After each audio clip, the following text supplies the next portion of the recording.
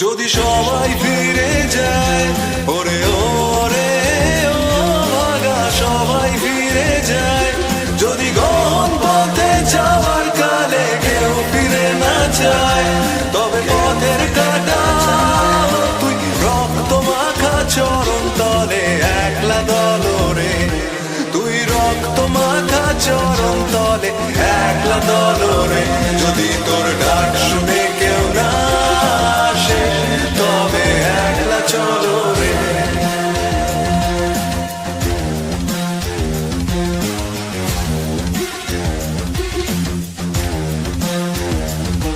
যদি আলো না ধরে, ওরে ওরে ও ভাগা আলো না ধরে, যদি ঝড় বাদলে আধার রাতে দুয়ার দেয় ঘরে, তবে বজ্রা নলে আপন বুকের পাঁজর জ্বালিয়ে নিয়ে একলা চলো রে, আপন বুকের পাঁজর জ্বালিয়ে নিয়ে একলা চলো রে, যদি তোর ডাক শুনে কেউ না আসে তবে একলা চলো রে।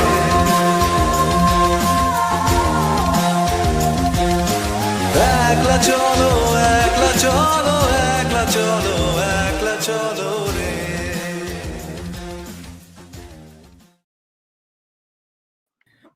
Hi guys, thank you for joining the live stream. Today we have AcademicMan and the Libertarian Party of India with us. So far Ajay has joined and soon will Tushar. Thank you Ajay and thank you AcademicMan for joining our podcast. Thanks for having us here. By the way Ajay, congratulations on the recent all the buzz and popularity you guys are getting on Twitter and Instagram and print as well. Thank you very much and appreciate all the support from your channel as well. By the way, would you quickly address the criticisms from the right that you are getting on Twitter and the criticisms from the left that you are getting on Instagram? Absolutely. I mean, first of all, most of the response has been really positive. A lot of people are really appreciating the fact that, you know, we are trying to do something which, I mean, there are a lot of people who have pro-market sentiments and, you know, they feel pretty homeless. And so they're finally happy that they're seeing an opportunity, that there is somebody that they can get behind. And most of the criticism, I mean, there are obviously some people from the left who keep saying, you know, these guys are privileged, these guys are this, largely because we have because we are against reservations, and the second part being, you know, obviously we are for capitalism and market. So it's the typical very left-wing Marxist and sort you of are an in attack favor saying, of temple freedom as well, which is also pissing off absolutely, a lot of people. absolutely. In fact, so nobody from the left actually is criticizing us for temple freedom. I mean, so far our comments have all been we are being attacked from the right, which is like super surprising. But again, what's happening is there a lot. I think the casteism jibe is coming from the left because of temple freedom. No. The casteism thing is coming because of our anti-reservation stance. So their main thing is because one, it is that we are anti-reservation, and two, they sort of conflate, you know, any such political activism with, you know, being in a position of privilege, because they think that somehow that the poor will, you know, without giving some government things, you know, they'll just not be able to do very well. So that criticism from the left. But on Twitter, so we are totally, all the vocal opposition is coming from the right. So one from the right, one argument is that they're comparing, saying, oh, this is another Aam Aadmi Party, which I find absolutely ridiculous, because we have nothing in common with Aam Aadmi Party. And it also sort of makes me annoyed that people are not really paying attention to what these political parties are doing. Yes, when Aam Aadmi Party was promoting itself, they said we are an anti-establishment party. But if you look at their stances, it was what? We are going to do more government schools, more government healthcare, free electricity, and you know, if you look at their entire policy plan, it is a very left of center framework. It is a very socialist sort of a framework, and you know, they said, you know, we are just going to do better governance. And if you look at it, whether it is the BJP or the Congress or the Aam Aadmi Party, their policy is always the same. If you elect us, we are good people, we are not corrupted people, so we'll do a good job, we'll run everything better, we'll run this better, run that better. But what is the Libertarian Party of India? What is our stance? We are saying we don't want the government running all these things. The problem is not that, you know, there is going to be some angels coming down from the sky in any party and doing a good job. It is that it is automatically prone to sort of corruption because of the incentives there. You know, nobody in the government is responsible, and corruption is going to creep in. So we want to dismantle the power of the government to run your life. So that is the thing. And on free temple issue, it's absolutely crazy. I think a lot of people are thinking that we are sort of stealing their policy framework, and and they're attacking us by saying that we are going to take away some votes of the BJP, which I Hmm. think is really silly, because it's there are a lot of pro market people both in Congress and BJP. You can argue Hmm. that maybe there are more of them in BJP, but there are a lot of pro market people in Congress who will only vote for Congress because they don't like BJP for other reasons. Yeah. Just Yeah. like many BJP people on the LPI comments, they're saying, we definitely don't like a lot of stuff that the BJP does, but but we don't want to vote for Congress. We don't want them to get into power. So now people from both sides will be attracted to our party. And the other thing is, the free temples philosophy has been something that the BJP has talked about a lot. So why are they getting mad at us for something that is similar to their policy plan? So I think they're just feeling a bit insecure because they know that their government have not done anything about freeing the temples, and day by day they're just taking over more temples, so they're like very pissed off about that. Yeah. But what I told them is one thing: see, if they really think that BJP is going to steal our votes, please steal our entire policy plank. Please Yeah. adopt all the free market principles, make us irrelevant. No, so I mean, it's not like we want to be in politics, so we want to do all this. We just want Yeah. India to be free. Please, whichever party wants, steal our entire manifesto, which is on our website, implement all those policies, steal all the votes, they belong to you, and I'll just happily go back to posting memes on Facebook and Twitter. So Yeah. We will all have a better life, and we will get back to doing other things. We won't have to waste our. absolutely. Uh, so today we are going to discuss why privatization needs to come into the education sector. First, academic man, I like expect him to experience some of his personal findings from this field. Why he, as an academic himself, why does he think education must be privatized in India? Yeah. Am I audible and everything? Right? Yeah, yeah. Absolutely. Okay. So I'll start with something that has been raging on in West Bengal for the last 1 year. That is the SSC scam. Okay. Yeah. Now, what was the SSC scam? So the school teachers who were supposed to be recruited by the government based on their merit and reservation policies, yada yada yada, whatever. Suddenly it was found out that they were paying 10, 20, 15 lakhs, whatever, for school teacher jobs. And all of this was exposed by, whatever intelligence, investigative agencies, and the court ordered them that the entire panel of 26,000 people would be, dismantled and kicked out. So these are 26,000 people who were teaching in government schools for I think around 7-8 years or 10 years almost, until they are suddenly kicked out. So firstly, the problem that I see here is there are two folds. One is that the schools are run by the government, which means that the government hires people based on their own political preferences, economic preferences, whatever. And this is bound to fall flat after a while. Most parties, yes, some parties get caught earlier. Most parties indulge in some kind of corruption in the school and college. So and all this.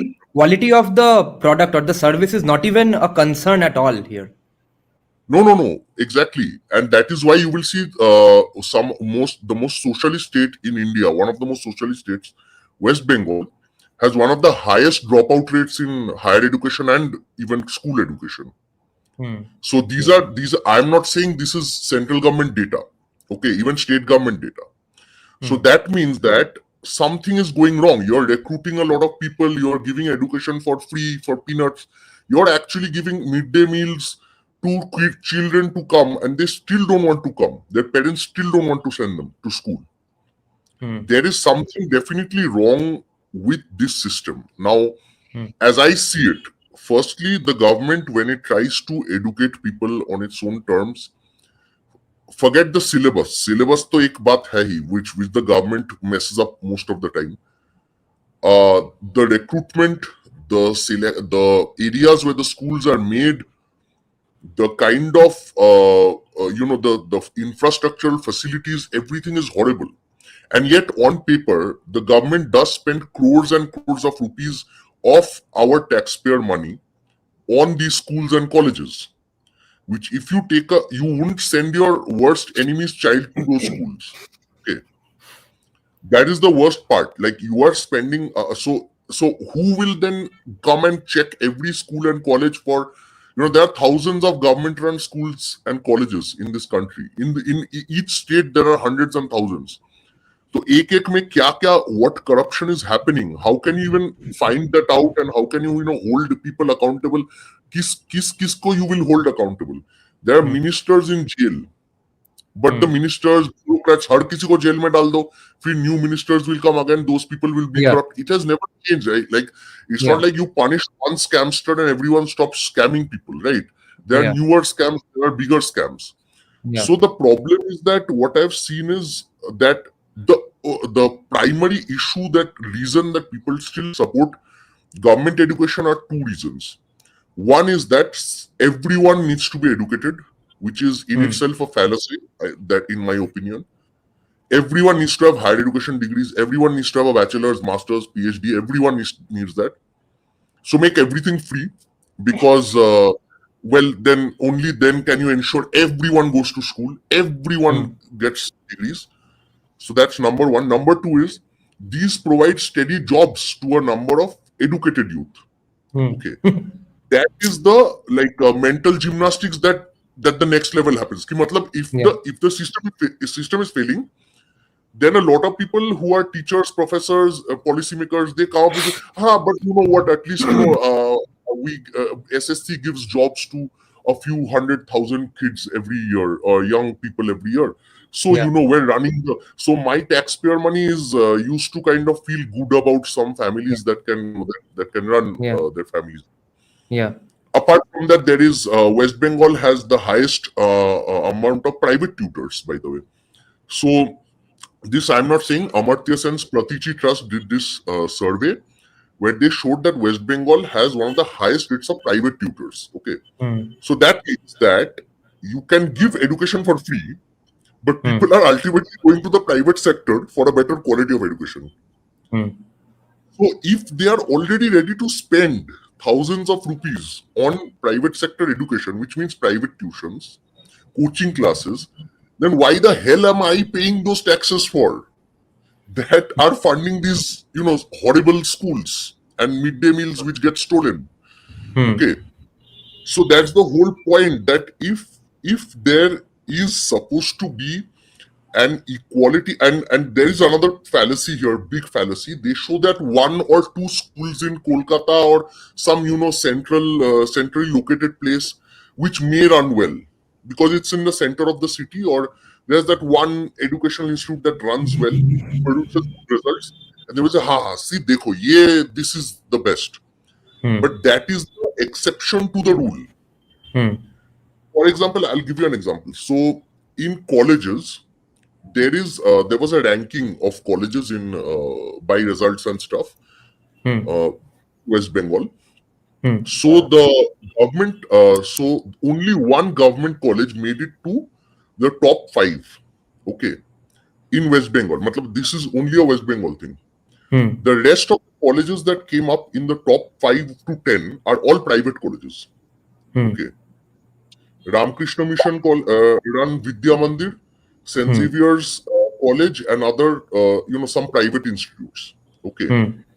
Now, the problem here lies that if then private institutes are outperforming government institutes on almost every level, if parents are almost always ready to send their children to private schools and colleges whenever they get the chance. So everyone who has a bit of money will ultimately send their child to a private school or college, especially the school part. Okay, then why the hell are taxpayers' money being wasted like this? That is the big question, and that is why I'm telling. My point today is that I have, been involved in the education sector for over a decade now, and I've come to the realization that without privatization, there is no way out of this issue. By privatization, I don't mean, privatization, there are two ways. So how the Communist Party of India did it is, in West Bengal, is they destroyed the education system.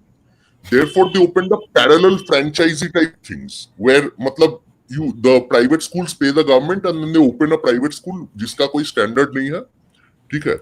And then the government is also selective in its whom it gives a license to operate a private school. That's also there.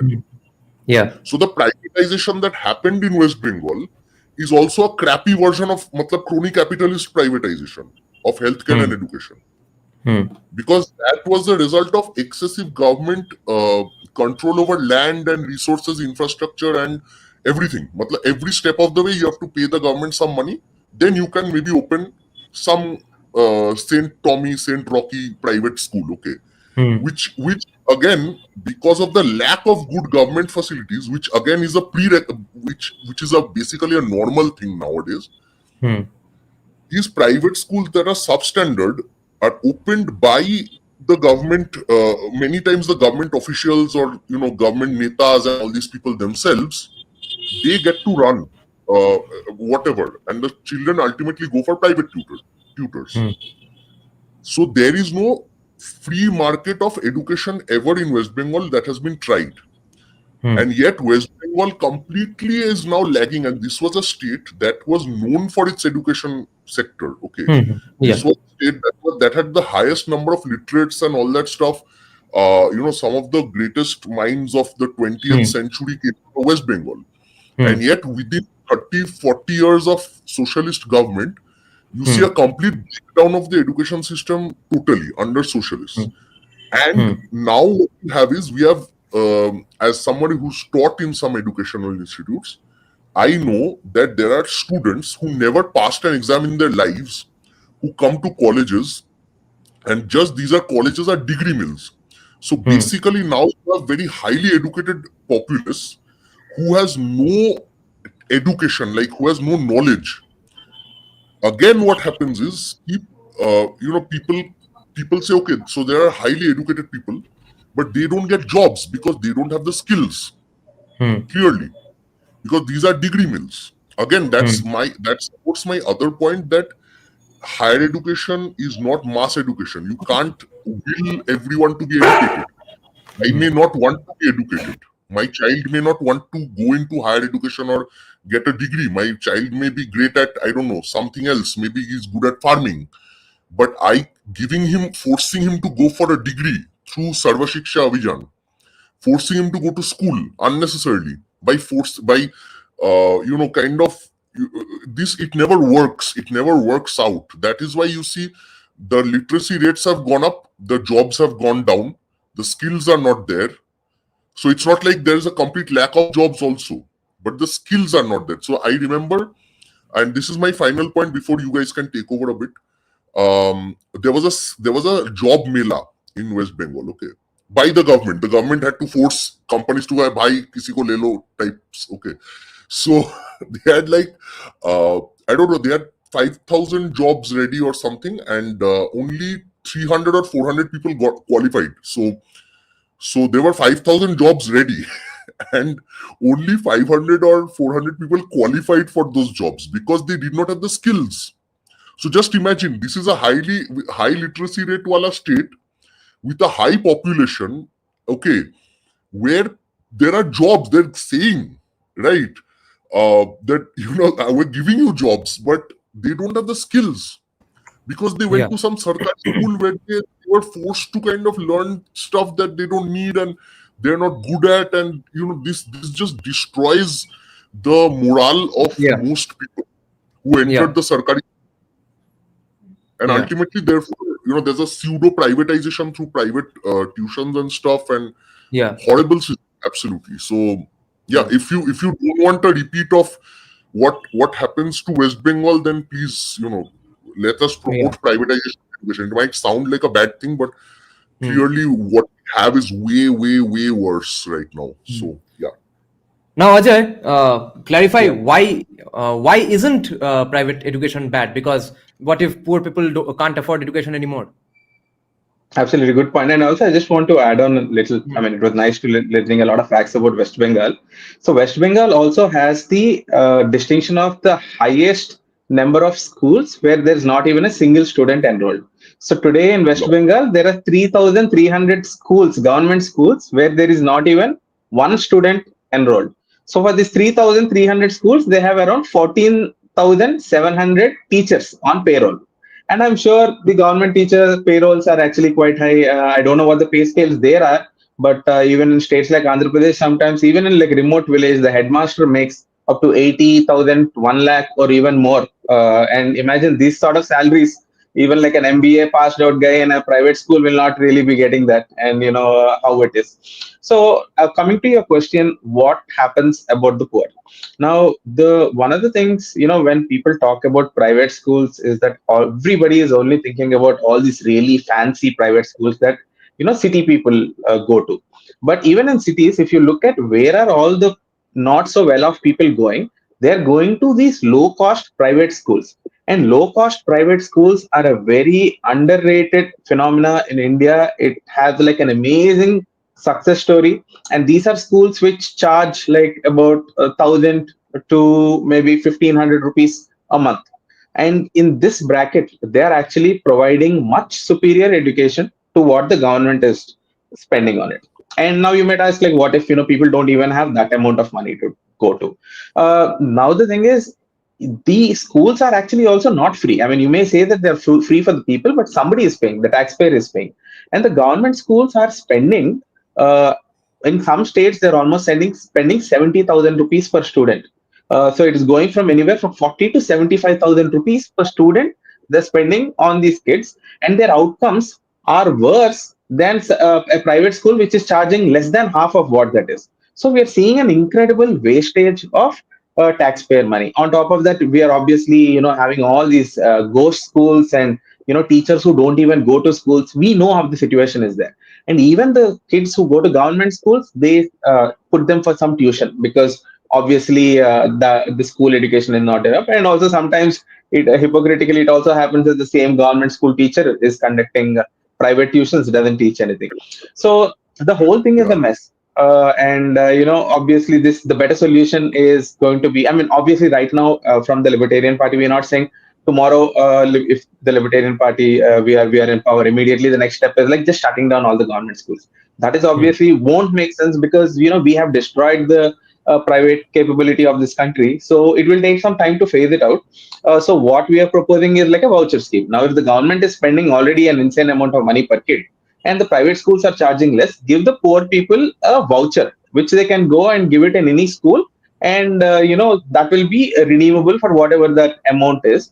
And schools will have to compete. Schools will have to compete. Even these low cost schools will compete for these parents and offer better services. See, if a government school is bad, it just gets more money, and if a private school is bad, it shuts down because Yeah. obviously nobody's paying, they can't fund themselves. So this Yeah. is our solution to the whole problem, and also why we think the private sector is doing a much better job. Hmm. Everywhere across India, there's like a lot of studies done on this. Private schools charge less per student and deliver superior performance. Yeah. Tushar, Absolutely. Parents के choice के नजरिए से अगर देखा जाए तो private schools क्यों better है? बहुत सारे स्कूल्स का ऑप्शन क्या जरूरी है या और अगर जरूरी भी है तो वहां पे मतलब कोई आज के दिन में गवर्नमेंट स्कूल्स में क्यों जा रहा है? म्यूट है क्या तुम्हारा?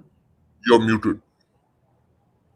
हाँ, तो हाँ। सिंपल टर्म में बात करें तो सबसे ज्यादा जो वो मतलब कि जो मार्केट कंपटीशन रिलेवेंट करता है इस चीज को कि देयर आर एक ही कैटेगरी में 3 4 5 या 10 स्कूल्स compete कर रहे होते हैं, तो पेरेंट्स हैव द ऑप्शन के ये स्कूल बढ़िया नहीं चल रहा या फिर यहाँ जैसे मान लो टीचर्स ने कुछ गलत काम किया तो parents have the option to pull out their kids and send them to the other schools. तो इससे फिर कंपटीशन बना रहता है and they try to compete with each other and parents know के ये नहीं तो ये है, ये नहीं तो ये है. मगर गवर्नमेंट स्कूल में तो क्या है कि भाई एक एरिया में एक ही अलॉटेड स्कूल है, उसके बाद आप ये नहीं कर सकते कि भाई नहीं अब मैं उसमें भेजूंगा जो स्कूल जो इतना दूर है. तो ऑप्शंस लिमिट हो जाते हैं और बेसिकली ऑप्शंस की बात है कि ऑप्शंस लिमिट हो जाते हैं, तो इस वजह से आप you have to rely on one service and जब मार्केट कंपटीशन होता है you have several options, so you don't have to compromise on quality and there are several options के आप इसके पास नहीं तो इसके पास, इसके पास नहीं तो इसके पास, इसके पास नहीं तो इसके पास. एंड मतलब दोनों के इंसेंटिव्स अलाइंड है कि they want to provide good service and you want good service. मगर गवर्नमेंट स्कूल में इंसेंटिव उड़ जाता है कि भाई आपकी परफॉर्मेंस मैटर नहीं करती कि मतलब के परफॉर्मेंस का आपकी परफॉर्मेंस का रिलेशन नहीं है आपके पे स्केल से. जबकि गवर्नमेंट स्कूल, जबकि प्राइवेट स्कूल्स में ऐसा है कि भाई बेकार स्कूल्स है वो दे गेट शट डाउन, और जो the schools who gain reputation, they can raise their fees क्योंकि there is more demand for them. So simple demand supply की बात है, demand supply makes it better for both parents and schools to provide better services and gain more profits. मगर हालांकि ये बात अलग है कि इंडिया में फॉर प्रॉफिट स्कूल्स बहुत कम है, सब मैक्सिमम नॉन प्रॉफिट्स में ही रजिस्टर करते हैं खुद को, और बेसिकली मार्केट कंपटीशन ही सेविंग ग्रेस रहा है एजुकेशन में। मेरे ख्याल से हम सारे ही प्राइवेट एजुकेटेड हैं, कोई हमारे पेरेंट्स की जनरेशन हो सकता है रही हो गवर्नमेंट एजुकेटेड, मगर ये वाली जनरेशन तो सारी ही प्राइवेटली एजुकेटेड है। हाँ, तो तुषार, अगर हमारे पेरेंट्स के जनरेशन में इतने सारे बढ़िया बढ़िया सब दिग्गज स्कॉलर हर फील्ड में निकले हैं प्राइवेट स्कूल से, तो प्राइवेट स्कूल में क्या खराब है? ओवरऑल तो आज का एजुकेशन सिस्टम खराब ही है, सब कहते हैं। समझ नहीं। तो अगर मतलब जब हमारे सब ग्रेड्स निकल रहे थे, सब बंकिम से लेके 30 साल पहले तक भी सब बिगेस्ट फिल्म डायरेक्टर्स, लॉयर्स, सब तो गवर्नमेंट स्कूल्स में ही थे, तो ये सब कैसे, इनका एजुकेशन हुआ कैसे? गवर्नमेंट स्कूल के वजह से जो क्वालिटी ड्रॉप होता है, तब क्वालिटी अच्छा कैसे था? इसका अच्छा आंसर मेरे पास भी नहीं है वैसे, सही बताऊं तो, क्योंकि थोड़ा उस टाइम एक तो उसका फर्क था, एक तो जैसे ये जो लीनियंसी दिखाई है ना उसमें, जो मार्किंग स्टैंडर्ड्स में है, वो पहले नहीं होती थी। पहले फेलियर रेट बहुत हाई होता था, मतलब कि डर होता था कि भाई हम फेल हो जाएंगे तो हम नेक्स्ट, मगर वो उसको कॉन्स्टेंटली गिराते ही गए हैं। अब तो मेरे ख्याल से ये करते हैं 8 तक आप फेल भी नहीं कर सकते, ऐसा भी कुछ रूल है। और दूसरी चीज ये भी मेरे ख्याल से कि वो भी कम था, मतलब एनरोलमेंट भी इतनी कम थी, तो बच्चे इतने, क्लासेस इतनी बड़ी नहीं होती थी। तो मेरे ख्याल से इसका ज्यादा फैक्टर, ये फैक्टर ज्यादा रेलेवेंट है कि ऐसे फैमिली से ही स्टूडेंट्स यूजुअली जाते थे जिस फैमिली में बहुत ऑलरेडी एजुकेशन का एक माहौल है, वो एक advantage. I can help out a bit in this aspect. So you have to understand that these schools that you think were public schools, government schools, were not actually government schools as you think they are now. What happened is often they were set up by some, somebody, who has a bit of money, some zamindar, some, British officials, somebody. Many times they were set up by zamindars. Okay. Teachers were often recruited from the educated people of the nearby areas and stuff. इतना standardized नहीं होता था, ठीक है? But because they were from nearby areas, they were often, under the pressure to also perform well. Also, they had kind of independent standards of marking and all that stuff. Okay, there was not standardized marking. And government did not come in and one day say, "Acha, you can't fail anyone." Okay, that kind of shit didn't happen back then. So thankfully, because of the lack of government intervention in these so-called schools, these were actually running better. They were producing better results. Then what happened? I can give the example of West Bengal. I don't know rest of India, but I can give what happened in West Bengal is the government took over a lot of these small schools that were in areas. Okay, now these were often run by trusts and or small families or whatever, and they said, I mean, government just started taking over these. Okay, then what they did was they started transferring teachers, SSC se leke, which meant that the government has entire control over the recruitment process. Then the government did was they standardized results. They were like, you can't fail these many, you have to make these many people pass, you have to get these many marks minimum. So the government started standardizing in that sense. And because what happened is they recruited a lot of people. उसमें तो भाई corruption है ही है, मतलब recruitment process का corruption, every 2 days you hear some news of school teacher or bureaucrat or somebody's getting the disadvantage due to corruption or advantage due to corruption, basically.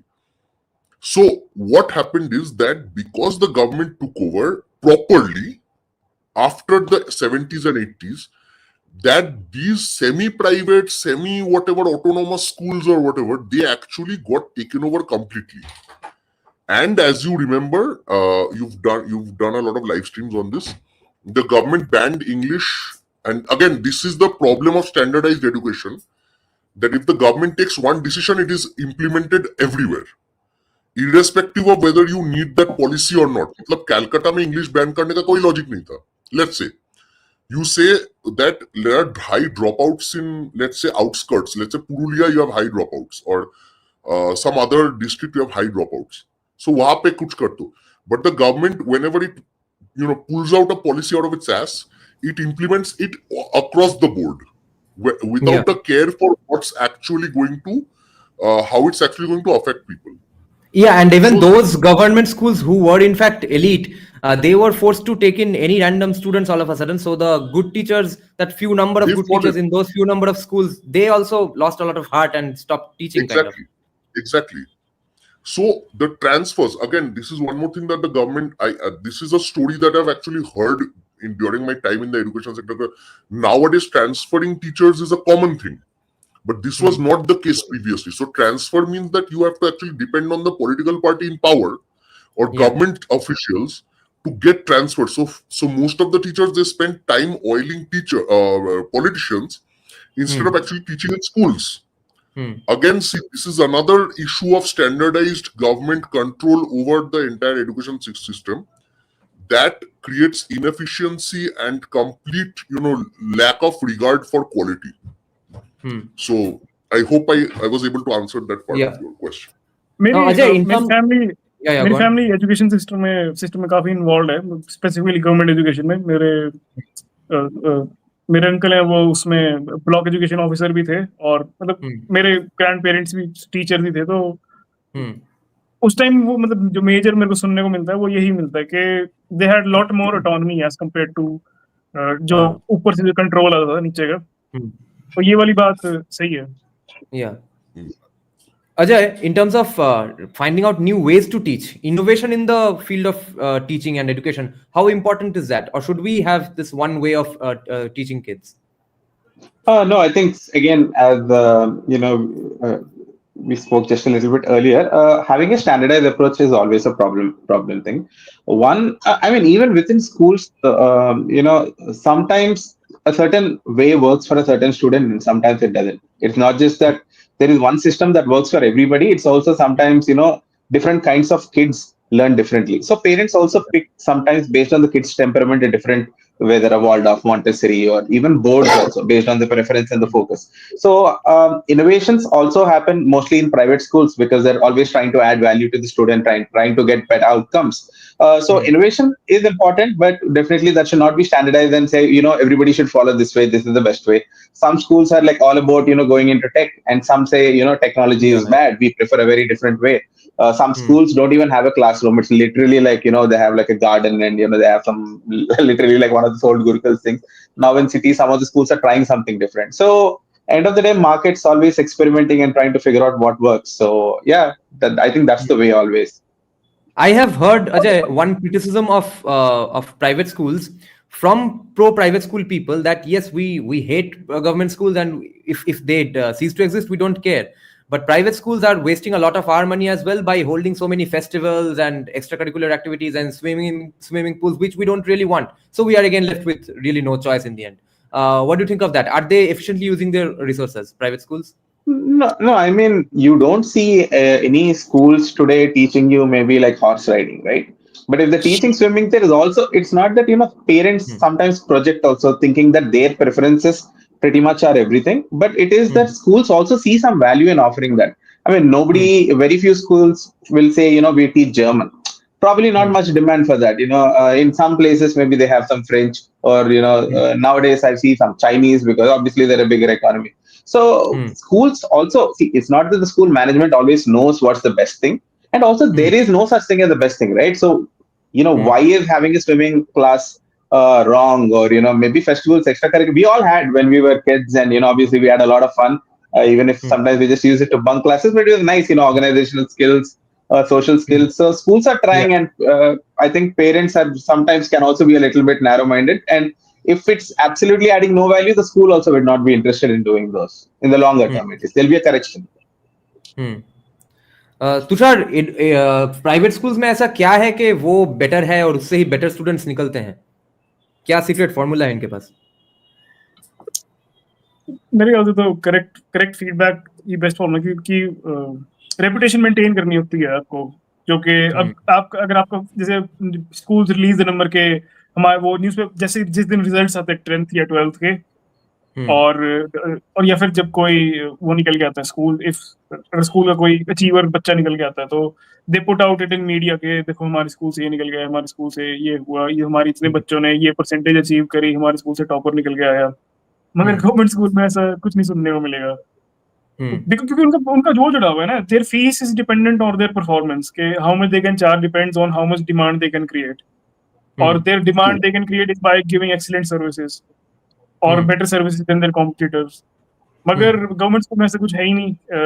You don't care, आपकी तो salary आती रहेगी, कोई फर्क नहीं पड़ता कितने बच्चे निकल रहे हैं। बल्कि आपने तो उल्टा कर दिया कि बच्चे फेल नहीं कर रहे, तो you keep lowering the standards. जैसे मेरे रिलेटिव्स हैं वो भी बताते हैं कि क्लास में डांस कर रहे होते हैं बच्चे, कभी मतलब कि कहते हैं मैं हमें टीचर को कह रहे हैं कि हमें टाइम दो, हमें डांस करना है क्लास में। मतलब कि कुछ ऐसा आपने कभी सुना है किसी प्राइवेट स्कूल में ऐसा हो रहा है कि भाई बच्चे कह रहे हैं कि हमें टाइम तो डांस करने का, और रिलेशन भी थोड़ा अजीब सा ही बना दे, मतलब उसको ना थोड़ा कांग्रेगेशन सेंटर बना दिया उसको स्कूल को, उसकी बजाय कि भाई जो सीरियस डिसिप्लिन होता है कि you come to learn here, वो उड़ा दिया इसको, कल्चरल सी एक्टिविटी बना दिया कि तुम आओ यहाँ पे इकट्ठे हो इन आवर्स के लिए और उसके बाद चले जाओ वापस यहाँ से।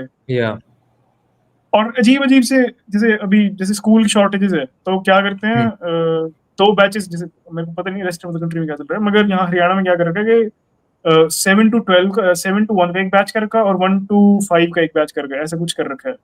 अच्छा। तो अब क्या हुआ, अब समर्स आ गई तो फिर अब आफ्टरनून में हॉट होना शुरू हो जाता है, तो सबको इकट्ठे ही बैच में डालना शुरू कर दिया, और उसको बिल्डिंग इतनी बड़ी है नहीं, तो बाहर पढ़ रहे हैं, कुछ बच्चे बाहर पढ़ रहे हैं, बाहर कुछ सुन नहीं रहा, कुछ बच्चे तो क्लास के अंदर पढ़ रहे हैं, सारे गर्मी में। तो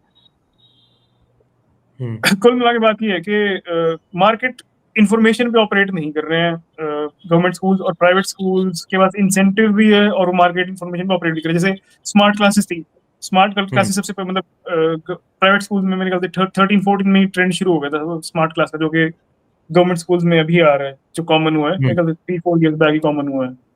तो ये जो सेंट्रलाइजेशन वाली प्रॉब्लम है कि कोई ऊपर बैठा डिसाइड करता है कि now it's time to allocate budget to everyone for this, और now this has become fancy. फिर उसके बाद उसमें जो करप्शन होती है वो बात अलग है, चलो फिर भी मतलब मार्केट कंपटीशन ही बेस्ट एक्सप्लेनेशन है इस चीज की कि व्हाई। और दूसरी चीज ये भी है कि जैसे जिसमें इन जनरल एजुकेशन की थ्योरी में बात करें तो अगर आपने उसका सुना खान एकेडमी का जो फाउंडर है सलमान खान, तो उसने एक वो दी थी टेड टॉक दी थी, तो उसमें ही talked about how do students actually learn. तो education learning by nature compounding है कि you start with the basics then you keep adding things. जैसे आपने पहले प्लस माइनस डिवीजन सब्सट्रैक्शन इन चीजों डिवीजन मल्टीप्लिकेशन से शुरू किया, then you keep adding knowledge mathematical knowledge on to it, मगर वो फाउंडेशन है, उसके बिना आप आगे कुछ नहीं सीख सकते, और अगर आप कुछ सीख भी रहे हो तो आपको उस पर वापस आना ही पड़ेगा। तो प्रॉब्लम क्या होती है कि जब आप वो इंसेंटिव उड़ा देते हो कि आप तभी नेक्स्ट स्टेज पे जा सकते हो, नेक्स्ट लेवल पे जा सकते हो या नेक्स्ट क्लास में जा सकते हो जब आपके बेसिक्स इस लेवल के क्लियर हो चुके हैं, और आप सीधा उनको शिफ्ट करते जा रहे हो, तो यू आर बर्डनिंग हिम कि भाई आपको 8th क्लास में वो चीज सीखनी ही पड़ेगी जो आप इतने टाइम से अवॉइड कर रहे थे, जो आपको 4th में आनी चाहिए थी। जैसे आप मान लो आपको मल्टीप्लिकेशन डिवीजन 4th क्लास में, इंटीजर्स डेसिमल्स आपको 4th क्लास 5th क्लास में आ जाने चाहिए, क्योंकि उसके ऊपर फिर 6th 7th 8th 9th में आपको और ज्यादा बाइफरकेशन आना शुरू हो जाते हैं और ज्यादा कॉम्प्लेक्स ऑपरेशन सीखने होते हैं। तो अगर आप एकदम से आपके ऊपर प्रेशर आ जाए कि भाई आपने इतने साल प्रैक्टिस नहीं करी है और आपको पता ही नहीं क्लास में क्या चल रहा है, और क्लास में तो जो नॉलेज सर्कुलेट होगी वो उसी बेसिस पे होगी ना कि everyone has this basic understanding, मगर यहाँ पे तो आप बहुत ही ज्यादा पीछे हो दूसरों से, आपको बहुत ही ज्यादा कैचअप करने की जरूरत है, तब आप कुछ समझ पाओ, आप अंडरस्टैंड कर पाओगे। वो बात तो अलग है कि आप प्रॉब्लम सॉल्व कर रहे हो, आप अंडरस्टैंड कर पाओगे प्रॉब्लम है क्या। तो एजुकेशन बाय नेचर कंपाउंडिंग है, you have to learn from the start and then keep building on it. और जब आप ये इंसेंटिव उड़ा देते हो कि नहीं आपको सीधा ही हम 8th में डाल देंगे, और 9th क्लास मतलब आप 1st to 9th आप इतना टाइम वेस्ट कर चुके हो, और 9th क्लास में आपको हो सकता है कुछ बच्चे ऐसे भी होंगे 9th क्लास में जाके उनको ABC सीखना शुरू करना पड़े, जबकि बीच बीच में न्यूज रिपोर्ट्स आती रहती हैं कि भाई they don't even know alphabets, they don't even know अक्षर अक्षर ज्ञान भी नहीं है उनको, मल्टीप्लिकेशन डिवीजन भी नहीं आती। क्यों? क्योंकि they just keep passing, fail तो होना ही नहीं। प्राइवेट स्कूल में ऐसा कुछ है नहीं। दे डिमोट यू, उनके पास दे डिमोट यू और दे डोंट प्रमोट यू, क्योंकि उनकी रेपुटेशन खराब हो गया कि भाई तुमने फेलियर्स को कैसे आगे आने दिया। Now, Ajay, if the parents don't really care that their kids are passing without knowing anything, then what is the solution? Because some parents who do care about the education of their children do send their kids to those bad private schools, really low cost bad private schools who have no affiliation, who have randomly bribed someone and set up a school for themselves, are named after some made up saint. So people are sending to their kids to those schools as well. What about yeah, go on. एक minute में थोड़ा interject करूंगा, मैं एक point miss कर गया अभी ना। एक अगर आप सर्च करोगे यूट्यूब पे, एक रील आ रही है रविंद्र सहवाग की, तो उसकी फ्री क्रिकेट की एकेडमी है उसकी वहां पे, दिल्ली के पास उसकी क्रिकेट की एकेडमी है झज्जर में। तो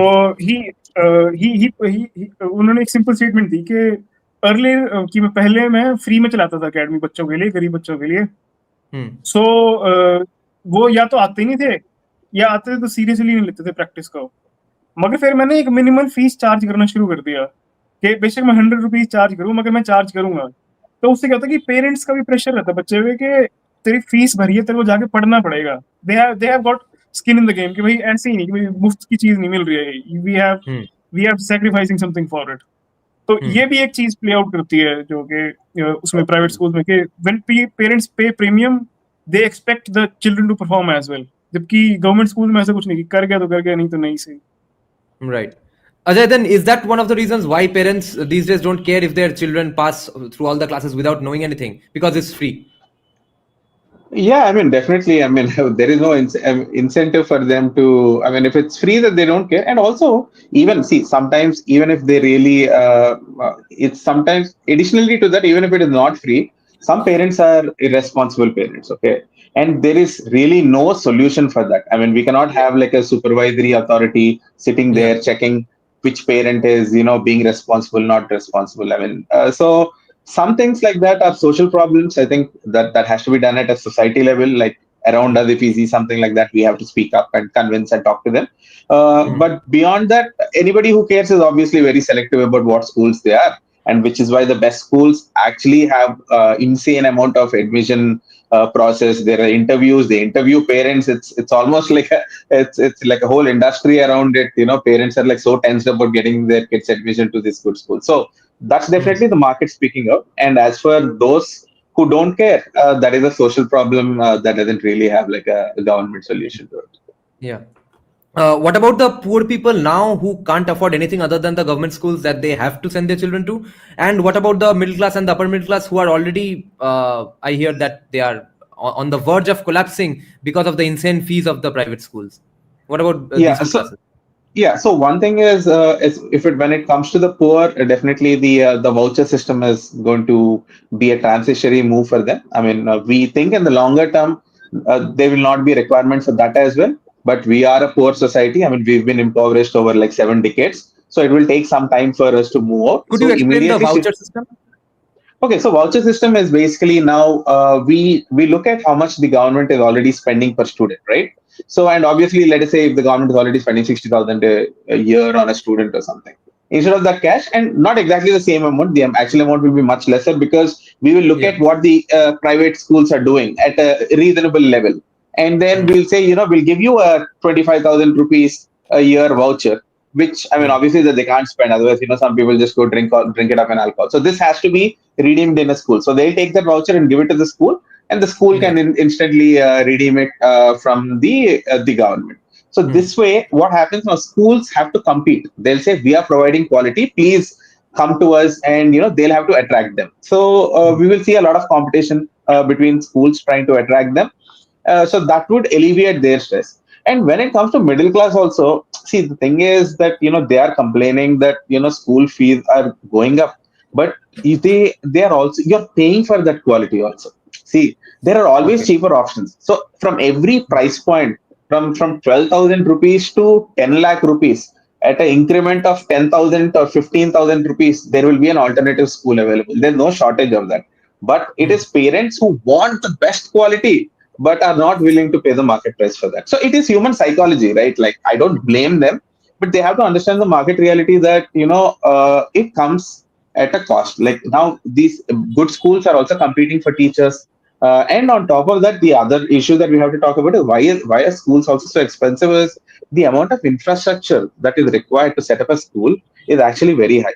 So let us assume you want to start a school, and maybe you don't want to have like a huge cricket ground, or don't even want to have a huge sports ground.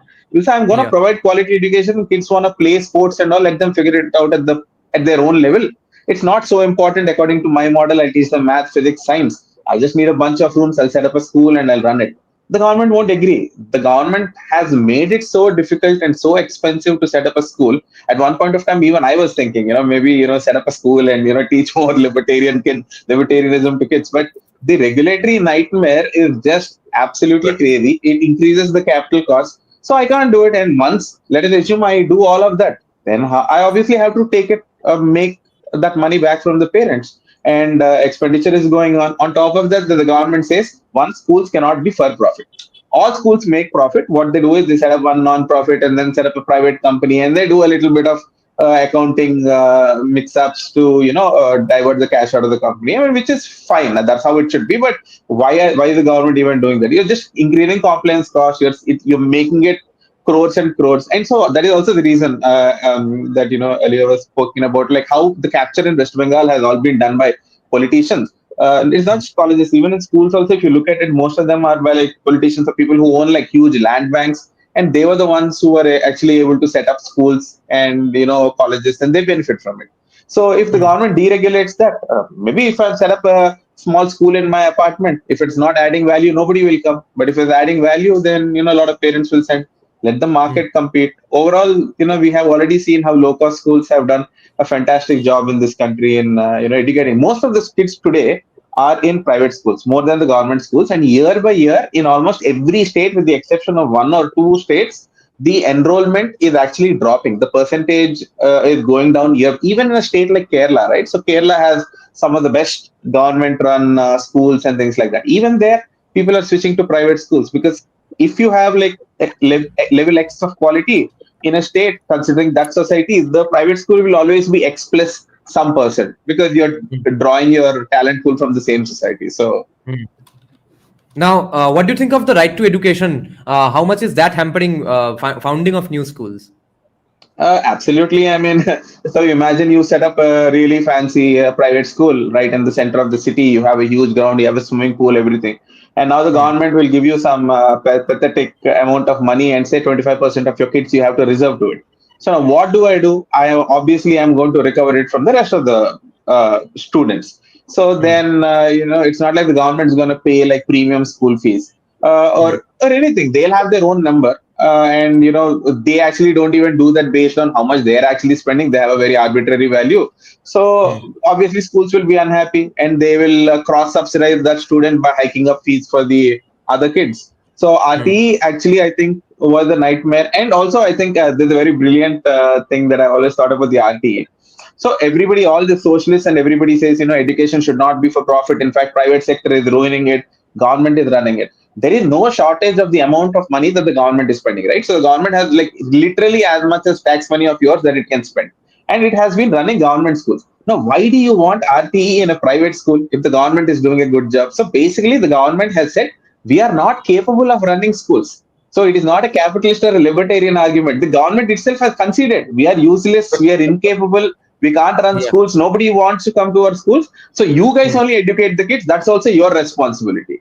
So how does it make sense? So just get rid of the whole damn, government schools. Let the private sector handle it, and of course scrap the RTE, because RTE also comes with a lot of other challenges. One which is not just about putting kids in these schools where you're cross subsidizing, but it is also discriminatory because the restrictions on, for example, if you're a Hindu and you want to start a Hindu religious school, you cannot benefit from saying I want to be exempt from RT. That is only applicable to minorities. So obviously, anybody, if you are a Hindu, you are from the majority community, you'll say, why am I being discriminated again? Like, I want to do it, then why can't I run my education as freely as somebody else? So it is also, again, another point of thing which is, again, creating more rifts in the society. That apart from an education point of view, RTE has acknowledged that the government has failed. If you acknowledge you have failed. Just get out of it. Just acknowledge it and say private sector is doing a good job. Be quiet and let's move on. Yeah, Ajay, I'll come back to you now. America Yeah, go on, Tushar. America में इसमें comparative study हो चुकी है कि publicly funded school versus voucher system वाले schools and voucher system वाले schools are outperforming publicly funded schools and they are even competitive to private schools. तो क्योंकि सिंपल मैकेनिज्म है कि मार्केट वो कंज्यूमर चॉइस वाला एलिमेंट आ रहा है उसमें कि if you don't perform well we will shift our vouchers to some other school. Yeah.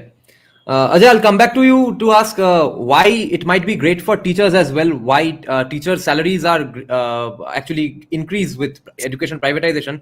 But first, I'll ask Academic Man, what's been your experience with teachers' unions? Will teachers actually support the policy of privatizing education? Of course not, because it means that you have to work for a living. So nobody likes to do that.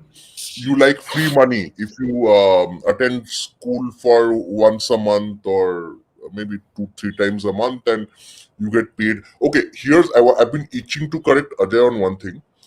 West Bengal has the lowest government salaries in the country. Okay, so so this is what socialist utopia looks like. So not only do you have excessive government control over all aspects of your life, but you also have the lowest paisa when it comes to the government actually paying you. So the government, so what you said, headmaster gets paid in Andhra Pradesh 80K is the salary of an assistant professor in West Bengal now. Like this is now. Okay. Yeah. So and matlab maybe 10 years, not 10 years even, 7 years ago, assistant professor salaries were around 40,000. And I can tell you higher education and lower matlab school and all 20, 30, 25,000 ऐसे salaries थे. So basically in West Bengal you get best of both worlds. The teachers are poor, the students are poorer. So that is the reality of West Bengal. Okay. Now I'll come to a few things because you guys mentioned RTE, which is very interesting because the one school that people are dying to get into in West Bengal is called Ramakrishna Mission. It's in Narendrapur. Ramakrishna Mission runs these schools. It is a private school. It is people. They have this whole merit-based this thing, the intake, right? So there are these exams, and people prepare for months and years for that. And it's insanely tough to get into those schools. I knew one guy who just killed himself 2 years back. He used to live in the flat I lived in because he couldn't get into Ramakrishna Mission in class 11. He was under pressure. So I don't need to emphasize on how like crazy the competition is to get into Ramakrishna Mission. Now, why is this school so awesome? Firstly, it is totally run privately. The hiring policies are private. The teaching policies are private. The fees may not be so high. So again, this is the fun thing that I was going to say. The people who say that the private means insane fees, that is not true. Okay. That like even Ramakrishna Mission chodo, that's there, but Ramakrishna Mission particularly I'm interested in saying that thing. Why? Because Ramakrishna Mission once tried to declare itself a minority institution. Just so that they could run this school. Yeah, so that they could get the RTE benefits, the benefits of being a minority. Okay. Yeah. Then the Supreme Court and High Court declared that Ramakrishna Missions, cannot, because it's a part of the Hindu faith, it cannot declare itself minority. So the problem here, as you can see, is that even as you mentioned, that if a Hindu organization does want to open a school, which is the fees are not that high and all that stuff, even then you do not have the possibility of doing it due to government control. Or fir bhi, even after all these issues and all these problems, the craze is to get into Ramakrishna Mission. There is no such craze for any government school in West Bengal. In fact, if any child gets into Ramakrishna Mission school, it is assumed that that child will have a good career and everything. So that is how awesome these schools are. Xavier's, Ramakrishna Mission, all these. Like, if you look at most of the top private education institutes in West Bengal, all of them are education institutes. All of them are private, as I mentioned earlier. Yeah. And like I said, there's no government equivalent of any of these schools. And I can tell you one small story before you guys can take it back. So there was this auto rickshaw wala, okay. And one day I was chatting with him, and he said that he wanted to send his daughter to a private school. So he said, I work very hard. I work all day to send her to private. So I was like, there's free government school. Why don't you send her there? And he's like, yeah, I want her to be I don't want her to be a auto wala or a maid like my, my wife, or I'm an auto wala. I don't want my children to be an auto wala. So I was like, okay, so basically you work your ass off despite there being free government schools with open seats, jahan pe high dropout rates. So there your child can easily get enrolled there. But you would rather than doing that, you would spend your whole day working hard and sending your child to even if it's a crappy private school, you'll send her to that, right? So that is where my eyes were opened. And then I realized when I actually studied the data and stuff that West Bengal, as you mentioned, has the highest number of ghost schools, all the stuff we just discussed. West Bengal is the perfect example of what not to do with a good education system. Yeah. Barbarika Didi, we will take all your super chat questions, and Aditya will take yours as well. So yeah, Ajay, how might private education impact teacher salaries? I think private sector schools actually do pay their teachers quite well, and there's always competition for good teachers. So again, very market related. The schools which are actually in high demand, the teachers also have a little bit of ability to ask for more money. And the best teachers are quite expensive. And even this is not just even at the schooling level, at the intermediate level also actually this happens. That there it is actually much more brutal because there are people who charge insane amount of money because they teach prepare for competitive exams. So yeah, I think private sector one, it is also expanding the number of teachers that today we have is largely because the private sector has grown actually really well. So and there's scope for talent to grow for them to actually make more money if they're good teachers. So overall a good thing. Is quality control of government schools possible by spending more on them?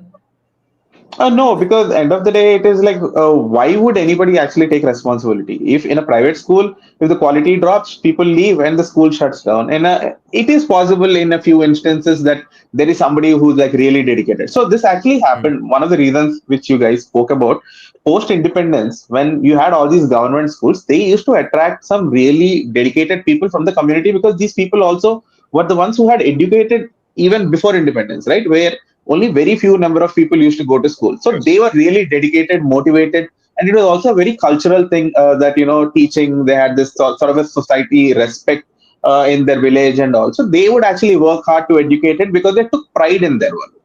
So maybe if you are lucky enough to find something like that, yes, but it's not a scalable model, right? So it's not a replicable model. Like how we have, for example, one or two government institutes which actually produce good work despite being a government institute. For example, ISRO. But that doesn't necessarily mean that you can scale that to everything. Sometimes you're lucky because of some great, talented, some really hardworking people, but you can't build that. How do you select for these people? So overall, quality control in schools, to some extent, you can try. But overall, the effort to reward ratio is absolutely not worth it. And especially in a country like India, and the government has already acknowledged that they can't do it. So let's take it to this natural conclusion and finish this government school once and for all. Now, what about doing oversight? What about hiring an administrator, and then he will make sure that government schools work great? What we already have. We already have administrators who are like I don't know what they're called, the DEO or something, and these people go to schools every month. Right. And so even those people literally just take some bribes, or only when they go they make some. See, we already have the administrative oversight, and the quality has not improved and nothing has changed. So how many more levels of oversight will we keep adding on top of that? Whoever will come just take some bribes. Yeah. No, I'm sorry to interject, but I was so tempted to just walk in there. I'll tell you how this overseer thing works. Okay, so एक है NAC. I don't know how the school thing. The school thing is more localized. So NAC is this thing, the organization by the government that goes to check every higher education institute in India. Okay, so the NAC sends 2-3 professors or teachers from some other state to a different state to check it out. Okay, now I'll tell you what happens. Before they come, 6 months before they come, the college gets to know, this is a government college, gets to know that they are going to come. Okay, Yeah. so they prepared. Suddenly they have all these fake data. Okay, I don't know how, I can't tell you how I know, but I can tell you that I know. Okay, Yeah. so there are all these students who never did, who never exist, or whatever, or they did exist and they did extra classes, and there are these awesome results and all this stuff and sports activities, and suddenly out of nowhere all these things come out. Okay, and fit the knack people come and they are treated to good food, and they are sent to a good hotel, and they kind of come one day and they just check it out. Oh, acha, this okay, nice walls, nice teachers, all the teachers look good and stuff. Oh, there are a few students. Oh, okay, then A++. That is exactly how the government this thing works, oversight thing works. And Yeah. then people wonder that why we have higher educated people and there is no, so there is no solution to this. Even if, let's say, the NAC team were to suddenly appear out of nowhere, I can guarantee you the members would be corrupt most of the time. This is already the case, by the way. The authorities are often always corrupt. And you can't, like, let's say a minister's guy is running a school, okay, and then somebody shows up and says that, oh, okay, this school is horrible or college is horrible, and you think there are any action to be taken against a minister or a bureaucrat or a powerful lobbyist or a union leader. At most, a guy can be transferred, a principal or somebody will be transferred, and then another principal will come, and that it will be the same story. There's no end to this. Okay, this is just a never-ending, like a well of mediocrity and kind of almost khatam hone wala hai. Okay, that Ajay, what's this socialist nonsense of transferring people? Because if someone is corrupt or bad at their job, why do they get sent to someone to destroy someone else's lives? What the fuck is transferring? Yeah, so I mean, this is insanely crazy, and this is very typical because the unions have basically taken over control, and in the government, it is very difficult to fire anybody, and it's not just in schools; it's the same with judges, police officers, bureaucrats. The moment they do something, it is like transfer. So yes, it is an absolute bullshit concept. And you would think that something like this, obviously, in the more developed countries, maybe this would not be there. So in US also they have this exact same thing, and there are cases where actually teachers have been accused of improper behavior with pupils of a sexual nature, and still they found it so difficult to fire these people. They even have a word for this. It is called dance of the lemons. So they actually are in the US. So again, this is exactly the problem. When government runs it, immediately it gets captured by these government employees who are a very powerful lobbying class. Today, if you want to get rid of even some of the political parties, everybody is afraid to touch education because these headmasters and these teachers in villages are the ones who have influence on their community to influence their voting patterns. So they're very afraid. Politicians are very afraid to go and mess with them. Even if the school is empty, they will not shut it down. They'll be like, let it run. Anyway, it's not like the politician is paying the salary. So these people are also a very powerful lobby, and obviously they must be that must be addressed. Otherwise, we are wasting a lot of taxpayer money. And also, like these poor kids who are going to government schools, they deserve better education. I mean, I agree that everybody should have access to the best education possible, and I believe that the market forces are the way to go ahead. And this transfer system, inefficient schools, it's very disgraceful. It's keeping our country backward. Tushar, tell me what you think of this comment. I think the problem is misdiagnosed. The issue isn't that the school is government run, it's the government monopoly in the affordable education segment. As income levels go up, this segment will become competitive and better. Do you think it will? आप इसको किसी भी तरीके से address कर सकते हो. मेरा जो पर्सनल ओपिनियन है वो तो ये है कि आपको पहले बेसिक्स पे जाने की जरूरत है कि आपको लिटरेसी चाहिए या आपको एजुकेशन चाहिए, क्योंकि दो अलग अलग ऑब्जेक्टिव्स हैं. Education is different, literacy is different. Literacy is important, education is optional. ठीक है, तो आप लिटरेसी पे फोकस करते हो और फिर आप उसमें कहते हो कि लो कॉस्ट अफोर्डेबिलिटी होनी चाहिए लिटरेसी की, तो हाँ वो होनी चाहिए। क्यों? मतलब कि दैट इज एन इन्वेस्टमेंट। मतलब कि सपोज चलो हम ठीक है हम एक सोशलिस्ट सिस्टम में ऑपरेट कर रहे हैं, तो it is good to invest in the human capital. हाँ ठीक है, लिटरेसी के लिए वो ठीक है। मगर अगर आप बात करते हो कि हमें एजुकेशन की जरूरत है, कि भाई हम एक फालतू की ह्यूमैनिटीज की डिग्रीज भी फंड कर रहे हैं, हम जिन बच्चों को पास होना ही नहीं चाहिए उनको भी पास करा रहे हैं, या पास नहीं हो रहे तो फिर हम उनको फिर भी उनकी फीस देते जा रहे हैं, तो वो दो अलग अलग ऑब्जेक्टिव हैं। और लिटरेसी के बेनिफिट्स हैं क्योंकि उसके बाद आप खुद से सीख सकते हो, क्योंकि अब एजुकेशन ऑलमोस्ट जीरो कॉस्ट, मतलब इन्फॉर्मेशन की कॉस्ट ऑलमोस्ट जीरो हो चुकी है। It's as cheap as your internet pack. YouTube होगा, all these free courses, they are providing information at almost zero cost. और जैसे ये भी प्राइवेट प्लेयर्स भी निकल गए, जैसे अगर सिंपल रिसेंट एग्जांपल लें एडटेक सेक्टर में, तो first Byju's came, they were selling courses for almost lakhs. then तब फिर उसके बाद फिर वो फिजिक्स वाला आ गया, he drastically dropped down the prices and destroyed the Byju's whole business model. और while Byju's चार्ज करा कुछ लाख, फिजिक्स वाला dropped it down to कुछ thousands. तो ऐसा नहीं है कि हर बार कि प्राइसेस बढ़ते ही जाएंगे। when new technologies come in, that cost reduces. तो ऐसा नहीं है कि government always has to foot the bill for this. और मैं बता रहा हूँ कि आपको ना थोड़ा अलग तरीके से देखने की जरूरत है कि why do you need to get educated. तो पॉइंट तो ये है कि भाई आपका point of education is to get employed. और क्लर्क वाला सिस्टम तो जा चुका है। अब हम सोशलिस्ट इकोनॉमी में तो रहने लगे आपका, या फिर कॉलोनियल टाइम में तो रह नहीं रहेगी आपको, आप ब्रिटिश क्लर्क लगोगे, तो वो वाला सिस्टम तो है नहीं। तो किसको डिजाइन करने के लिए बनाया? ये अपनी इतना जनरलिस्ट सिस्टम बना क्यों रखे कि भाई जिस स्टूडेंट के लिए रेलेवेंट ना ही उसका एप्टीट्यूड है ना ही उसके लिए रेलेवेंट है, तो उसके लिए आप उतना टाइम वेस्ट क्यों करवाते हो उन सब्जेक्ट्स में जो जिसका उसका फ्यूचर में कोई बेनिफिट ही नहीं है। आपको नेचुरली ही आप वो कर रहे हो। फिर वही है ना कि ये इनएडमिनिस्ट्रेबल है, क्योंकि इसमें काफी ज्यादा कॉम्प्लिकेटेड एडमिनिस्ट्रेटिव मशीनरी चाहिए। अगर आपको हर स्टूडेंट के अकॉर्डिंग आपको अगर करिकुलम डिजाइन करना है, तो वो तो अब ये जो हम सेंट्रलाइजर्स हैं वो कर नहीं सकते, तो they go for simple things that they can administer and as की उनकी कन्वीनियंस के लिए उन्होंने सिस्टम बनाया है। अब जैसे 11th 12th में बच्चे स्कूल जाना छोड़ देते हैं, they go for their coaching and get admitted in dummy schools. क्यों? क्योंकि एक तो coaching makes you better at cracking the exams, जो कि गवर्नमेंट ने ही क्रिएट किया है वो एग्जाम वाला सिस्टम।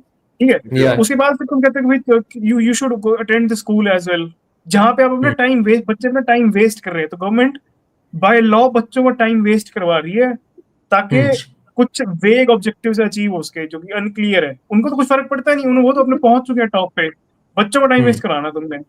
और उसके बाद फिर बच्चों पे ये कि भाई कहीं मेरा रिजेक्ट ना हो जाए, कहीं मेरा ये ना हो जाए, वो हो जाए, उनको एकदम से मतलब कि एकदम से उनको बुला लेंगे कि जैसे सर बता रहे थे कि फ्लाइंग आ जाती है एकदम से, वो चेक करना शुरू कर देती है बच्चे हैं भी कि नहीं यहाँ पे, मतलब स्टूपिड लॉज क्रिएट कर देते हो। तो उसके बाद फिर आप उसको एडमिनिस्टर करने की कोशिश करते हो जो इनएडमिनिस्ट्रेबल है। तो ये सारा क्लाउन सर्कस जो क्रिएट हुआ है वो सारे इसी वजह से हुआ है, क्योंकि डिजाइन स्टूडेंट्स की कन्वीनियंस या मार्केट की कन्वीनियंस के लिए नहीं हुआ है सिस्टम, वो एडमिनिस्ट्रेटर्स की कन्वीनियंस के लिए हुआ है कि भाई जैसे अब टीचर फायरिंग वाली बात है। टीचर फायरिंग इतना डिफिकल्ट एक एस्पेक्ट ये भी है क्योंकि it is really hard to conduct a hiring process, it is very expensive and it takes a lot of time. और उसके बाद फिर if you get rid of one you have to start the whole process again. तो और फिर then you have to train them to become good. तो वो तो सारा सिस्टम इतना ज्यादा मेस्ड अप हो जाता है अगर आप उसमें सेंट्रल प्लानिंग वाले उसमें सिस्टम में ऑपरेट करना शुरू कर दो। तो ये काफी सारे नॉट्स जुड़े हुए हैं इससे। मगर अगर आपको एक सिंपल चीज करने की, that makes it all worth it, के make it relevant for employment, के इंडस्ट्री की इन्वॉल्वमेंट रखो कि जैसे जिस एरिया से भी आप हो वहां पे जो इंडस्ट्री स्पेशलाइज करती है वो आपके करिकुलम की डेवलपमेंट में हेल्प करें, ताकि as soon as the student gets a certification so he is ready for employment, market employment। मगर यहाँ पे तो कुछ है ही नहीं। यहाँ पे 12th तक आपका टाइम वेस्ट होता है, उसके बाद कॉलेज में 4 साल वेस्ट होते हैं, फिर आप मास्टर्स में जाके सोचते हो कि मेरे को करना क्या है। और मतलब आपने इतना मतलब कि आपने 22 इयर्स का मतलब कि चलो चलो तब से छोड़ो, तो मान लो 16 से लगा देता कि 16 से person can relatively operate in the market. तो 16 से लेकर 22 तक आपने टाइम 6 इयर्स आपने वेस्ट किए हैं, मिलियंस ऑफ स्टूडेंट्स के, millions and millions of students के आपने 6 इयर्स वेस्ट किए हैं, और मार्केट को आपने you have deprived the market of their skill set and opportunity to train them. और फिर उसके बाद फिर उसके इससे जुड़ा हुआ एस्पेक्ट है मिनिमम वेज लगा दे तो फिर आप लो स्किल वालों को हायर नहीं कर सकते, चलो वो तो सेपरेट चीज होगी। मगर फिर मतलब आपने इतने सारे ऑब्स्टिकल्स क्रिएट कर दिए हैं, you have created a curious country जहां पे लेबर शॉर्टेज भी है और लेबर सरप्लस भी है। Yeah. So I just wanted to answer that question. I think the person asking the question said that it is not that the government is running schools, but it is that it's the government monopoly in the affordable education segment. That actually is not true. So what is called as the affordable public schools, most of them, I mean, by definitionally, where the school fees is less than 500 rupees a month. So these are called the affordable public school segment. And today in India, we have anywhere between 400,000 to 500,000 of those schools in the country, and they educate close to some 80 to 90 million kids, and that constitutes almost 40 to 50% of all the kids in the country are being educated by the affordable public schools. So it is not that the government has a monopoly. The private sector has been doing a fantastic job. It is largely because the discussion, whenever we talk about private schooling, we always talk about it from a very urban perspective, and we talk about the high-end schools. You literally will see like little shacks at the end of the road in most of the cities where there are a bunch of little kids going. I mean, till a very lower grades, because beyond that, the government will say you're not recognized and create all sorts of trouble. My brother actually taught in one in Pune for a couple of years. He did a stint with this organization called Teach for India. So it was literally, I went there and it was literally like a tin shed. And they were charging a couple of ₹100 per month. And these were affordable public schools, and they are quite, they educate quite a number of people in the country. Ajay, this is a follow-up for your comment. Ultra affordable segment ही बोल लो. I mean, see, if you're saying less than 500 rupees a month, then I mean, maybe it's slightly above, but it is quite affordable. But beyond that, like, वैसे अगर economics का भी comparison करें, how much affordability calculation कैसे होती है? Affordability calculation इस basis पे होगा ना कि मैं इतना इन्वेस्ट करूंगा तो इतना रिटर्न निकल के आएगा इसमें से। इस बेसिस पे आपको कैलकुलेट होता है कि हाउ डू, क्योंकि वैल्यू सब्जेक्टिव होती है ना कि भाई हाउ डू हम लेबर थ्योरी वैल्यू पे ऑपरेट करने लगे, दैट्स फेक। हम सब्जेक्टिव थ्योरी वैल्यू पे ऑपरेट कर रहे हैं कि भाई value of thing is decided on the basis of what will I get in return of the money that I put in. तो एजुकेशन अगर आप if you spend 2 years or 3 years in a particular school और आप expect करते हो कि इसके बाद I will get a job of, suppose if you have to spend 30 lakh to get a job of 3 crore, so is it a big investment? Exactly. तो आपको वही सोचने की जरूरत है कि आउटकम्स में सोचने की जरूरत है कि अफोर्डेबिलिटी उससे डिटरमिन नहीं होती कि भाई how much the school is charging. Affordability उससे डिटरमिन होती है कि how much will he be able to recover after he has gone through the process. Ajay, I had to ask you something. Tushar said faltu ki humanities degree. Do you agree that there are some faltu ki humanities degrees, or because I have argued this extensively with some of my commie friends, and they say who decides if it's faltu or not?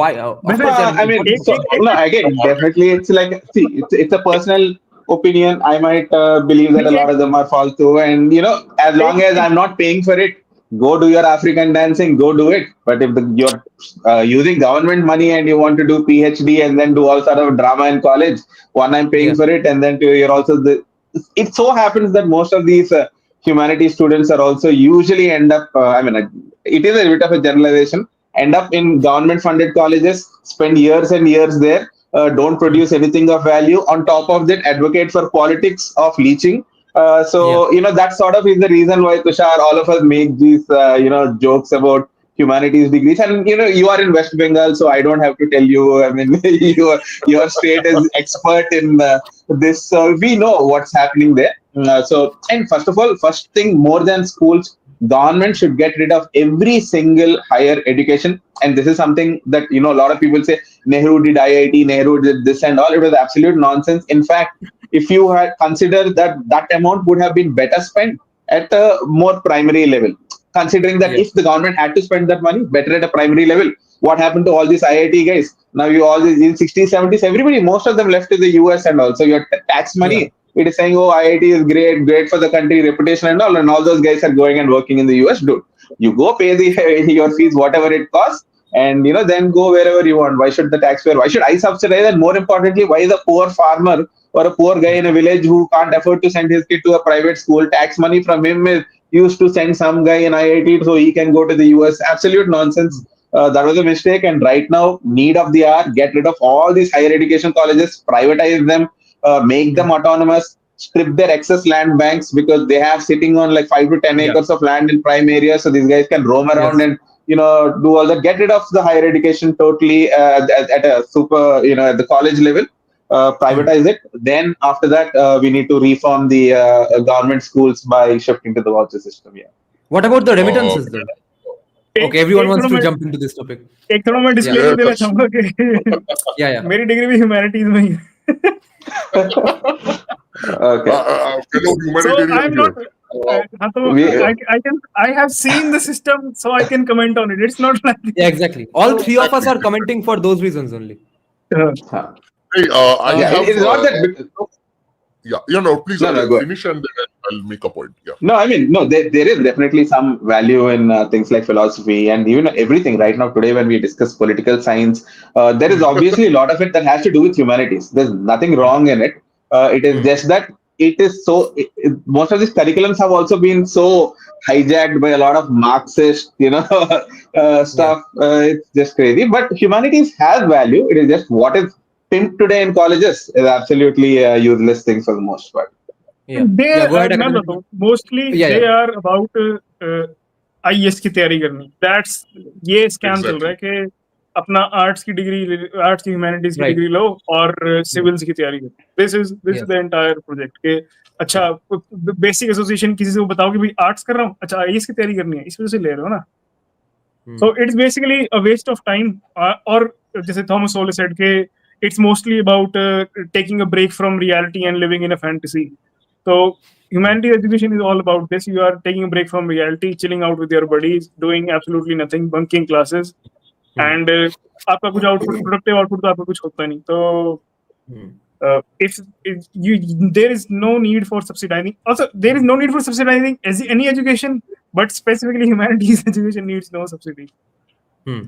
Yeah, So AcademicMan, go ahead. I was going to make a kind of left-leaning point, if I must say, but which will support our argument. So, so let's say I take some elite institutes in West Bengal or India. Okay, let's say I take Presidency College and Jadavpur University, and let's say I take St. Stephen's College. Okay, keep in mind, none of these colleges and universities were formed as public universities. Okay, Yeah.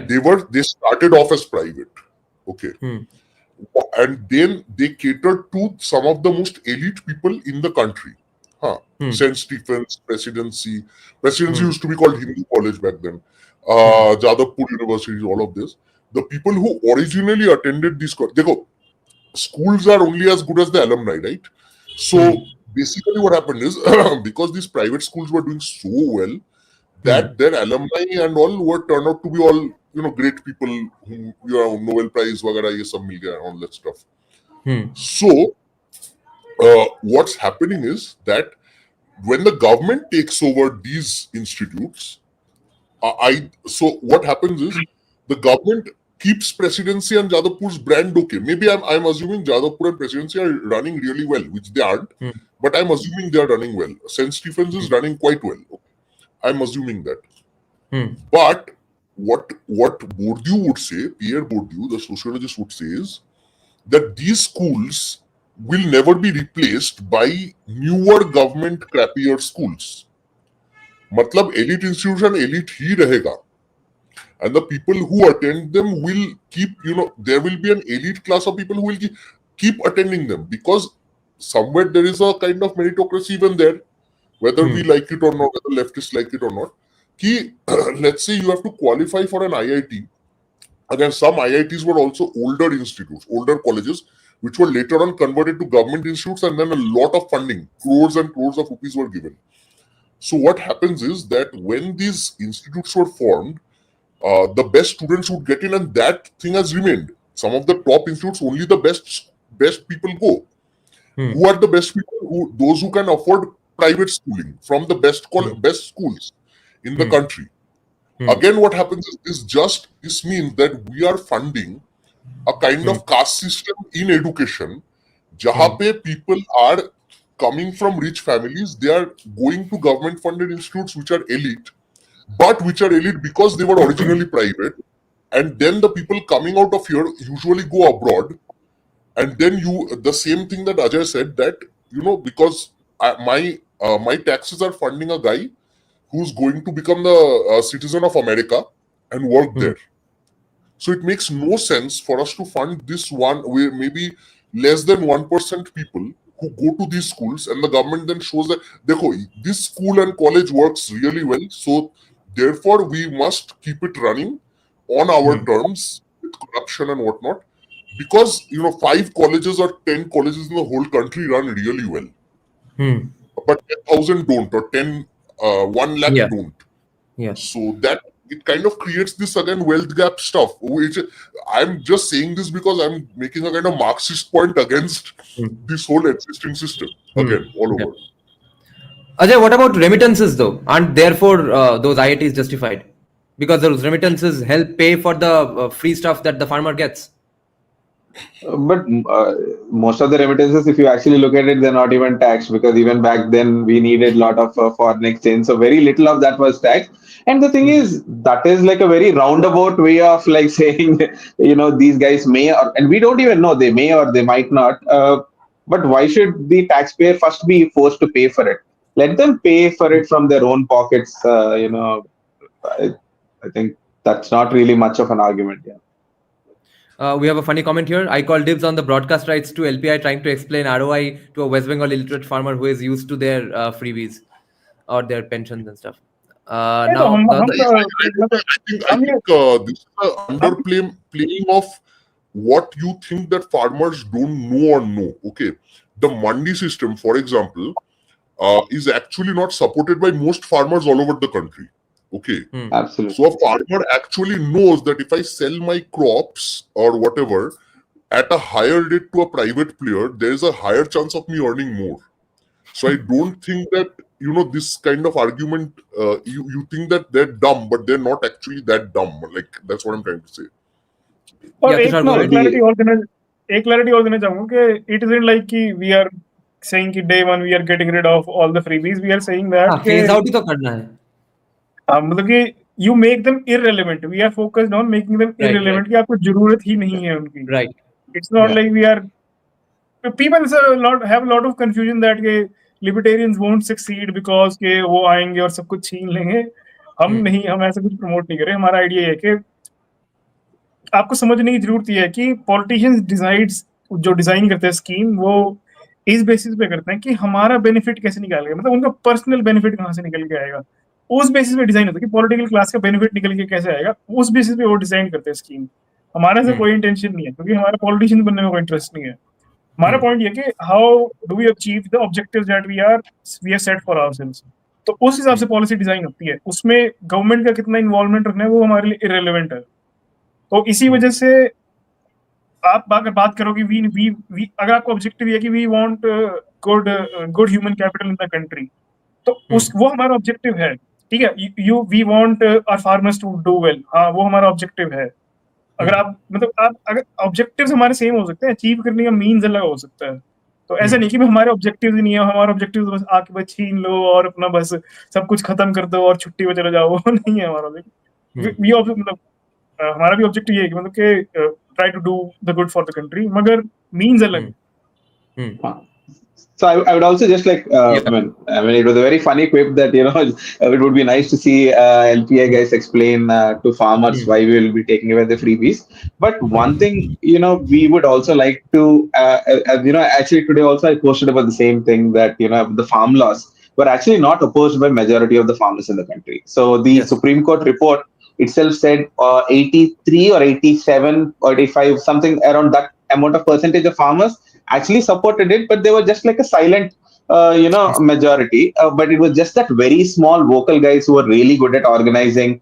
They actually whipped it up. They created it into a political issue, and the government backed down. So farmers also should, and there are farmers organizations like the organization that Sharad Joshi started, the Shetkari Sangatana. They represent a lot of farmer organizations, a lot of farmers, and they have been protesting against the other side by saying, we want these laws because we are not able to get the best price for our products wherever it is, because we have to go through this middleman. We are forced to go through this middleman, and farmers oppose it. And also, if we actually tell to the farmers that how much of their money on every single thing that they buy has a component of GST on their fuel and all, I think there is a convincing argument to be made. On top of that, whenever the prices go up in international markets or everywhere, the government will suddenly say you can't export your produce, right? So a farmer, suddenly there's a shortage in some other country. So our policies also will benefit the farmer when the prices increase. He can actually go and sell it abroad by having a futures market. He will have consistency, like he will be able to hedge his bets. And the other important point, especially because West Bengal farmers, I think it's also a very libertarian point that we have to mention, that a government that is powerful to give you everything that you want in freebies or whatever is also powerful enough to take away everything that you have. And that is exactly what happened when the government took away all the land of the farmers in Singur and gave it to Tata. So that is exactly the sort of situation that will happen, and they will never be safe. They'll never own their property. Government can take it anyway. And it's not going to be an easy process, but I think we have a strong point to make there. But even in Shingur, on paper, at least 80% had actually said that, we are fine now.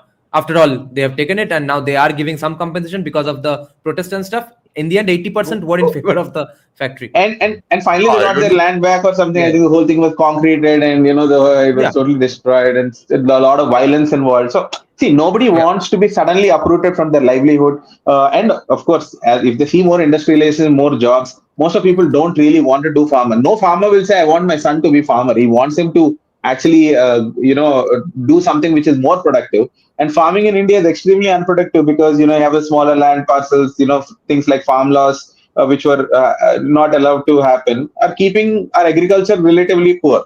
So we need more productivity there. So I think we have a lot of policies that I think these people will accept it. But there has to be a very good education campaign and awareness campaign. Even the government did a bad job at that. In fact, the farm laws were pretty good. They just had to do a proper education campaign and counter narratives. Somehow there all the IT cell and all of that was absolutely useless in face of that. So it's about having a little bit better vision and better strategy to do these things. Yeah. Even And people, ये जो लोग हमें कहते हैं कि you are unaware of reality, you are living in a fantasy, ये conclusion हमारे कोई हवा से निकल के नहीं आया. We have talked to the people and you realize कि they may not be educated, but they definitely have common sense. And हर किसी को अपना self interest पता है कि what is in the good of my self interest. वो बस organized नहीं है, वो problem अलग है. मगर everybody is sufficiently intelligent to know their self interest. So and some are even, and many are even capable of understanding के इन अगर collective का नुकसान किन चीजों से होगा. People get it कि freebies से नुकसान होता है क्योंकि वो उनको incentivize करता है जो काम नहीं करते और उनसे छीनता है जो काम करते हैं. People get it. It's not like people. एक तो ये बहुत नोटिस किया, जैसे रिसेंटली काफी ज्यादा टायरेड है हमारे अगेंस्ट. they think कि हम फैंटेसी वर्ल्ड में रह रहे हैं. ऐसा नहीं है. पीपल दैट कम्स फ्रॉम के दे हैव फंडामेंटल डिस्ट्रस्ट के भाई इंडियंस आर लो इंटेलिजेंट, लो. एक पहली बात तो स्टडी फेक है, लो IQ वाली. दूसरी बात, they live in fantasy world. जो वो मीडिया में देखते हैं, जो वो सोशल मीडिया में देखते हैं, उस रील्स देखते हैं, उससे अज्यूम कर लेते हैं कि पूरा इंडिया ऐसा है. जबकि ऐसा नहीं है. आप if you go out, talk to the people, you find out के fine people all around. Madness is common in masses, but individuals are sufficiently relevant, irrational. तो आपको इतनी ज्यादा assumption लाने की जरूरत नहीं कि oh people can't think ये सब वो सब, ऐसा इतनी प्रॉब्लम नहीं है. If we make a good case, like Milley succeeded in Argentina, we can succeed here. Yeah, AcademicMan, go But ahead. in the Shingur issue, when the people were buying lands there privately, like let's say I want to own a house there and I went to a farmer and bought his land, then there were no problems. It's only when the government tried to buy lands for cheap or very little money that the Yeah. farmers got angry. So Yeah. again, when the government bypassed market, they got screwed. Yeah. So that was the whole issue. Yeah. If they just left it to private forces for acquiring land, I think it would have been this big a problem. So The other question is, Marxist propaganda destroyed education by monopolizing teacher unions. If completely privatized, how will you prevent organizations with foreign interest from monopolizing education through loss leader strategies? And she has a follow-up as well, but I'll get to that as well. Where did it go? Yeah, this is Marxist propaganda. And please don't say you'll regulate FDI. They can distribute through thousands of shelf NGOs to make the funding untraceable. Okay, so definitely one is the thing is the Marxist propaganda, socialist propaganda has already dominated, right? So it is not you're worrying about somebody from abroad coming and doing it. When one is already happening, it in that case it is somebody from another country who will have to spend so many crores of rupees to actually indoctrinate people. Here it is you are paying for it right now. You are paying for all the indoctrination. How many lakhs of crores is the Indian government spending on all of this? And who is actually going to come and from another country and try to think that they can take over India by spending lakhs of crores on Marxist propaganda? That is less feasible and less practical than this. And the other thing is in the private sector, we have like lakhs of schools today. How are we going to actually get into everyone and do all the propaganda? We'll push our own free market philosophy everywhere, and most schools just want to teach them math, physics, science. It's only when the government controls the curriculum that the problem exists. One or two institutions here and there is not going to affect the country. I have noticed that every time Libertarian Party of India comes on my channel, they get a lot of questions about how they will solve this particular issue if they come to power, but which won't even exist in the first place if they have their way. Just like most of the time. No, can I interject here with one point? If you're taking that, let's say, for example, foreign country funds a school here, okay, whatever, institute here. Do you know the bigger issue, the reason that you can't fight that thing, or even if the government is teaching Marxism in college, the real reason that you can't fight these things is because your temples are not free and your religious institutions cannot open their own institutions. The real reason, that is the real reason that you cannot fight the propaganda. Your hands are tied, your hands, legs are tied, and you're tied to a chair. You open the chair, you open the ropes, and you fight openly. I mean, and all that propaganda has exactly. All that propaganda has mainly happened in the humanities education field, which is government subsidized, almost 100%. Which is the most subsidized by the government. Yes. So the thing is that the solution is not like the bigger issue is here that people don't necessarily always build their ideology based on what they learn in school. For example, we all learned that spitting on the road is bad. You must always salute the Indian flag. You must always stand up during the Indian national anthem. A lot of people don't really believe in that. Many things you learned in school, you don't believe in all that. Okay, you just had to memorize it for an exam. Yes. The real way you can change a society if you want to is by incentivizing that way of life that you want to see established. Yes. So if there are elites who are dharmic, let's say, then more and more people will emulate those elites. The left made the government fund. Matlab, the government was leftist, so they funded leftist elites. So now everyone wants to be a leftist elite. If all this stuff was taken away and the Hindus could open their own schools and colleges and stuff and create their own set of elites, those would be the people who would set the standards of life or way of living. Yeah. But right now, thanks to government policies, you can't do that. And by the time you have this whole reversal, it will take at least 50 years for you to do that. Yeah. Again, the market will give you a better result even in this respect.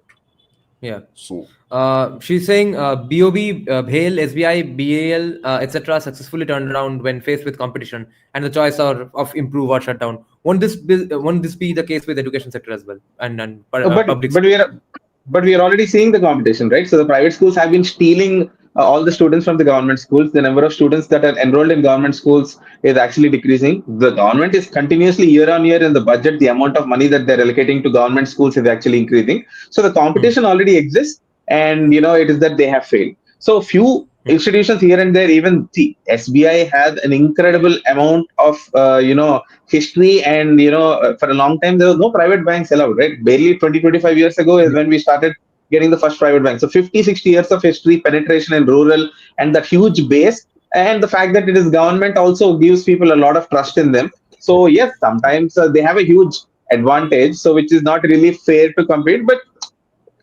let us forget all that. Let us assume that with competition they can compete. We are not seeing that happen anywhere. So we are already seeing that competition, and they're failing there. So this kind of a topic we already discussed. If people were rational enough to decide based on ROI, would Shingur have happened? Then check Sports Authority of India, Babu Organization, Hydra Organization, top of Sports Ministry and Sports Federations. Education has also this Babu Organization.